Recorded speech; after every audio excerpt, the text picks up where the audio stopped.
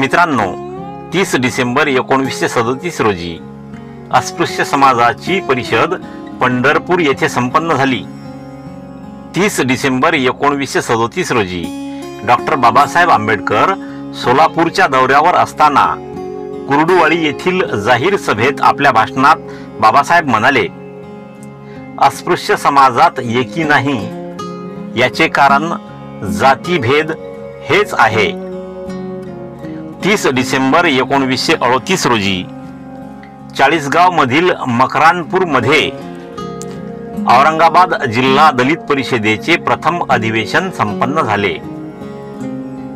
30 डिसेंबर 1944 रोजी कानपूर येथील समता सैनिक दलाच्या द्वितीय अधिवेशनामध्ये डॉक्टर बाबासाहेब आंबेडकर सहभागी झाले।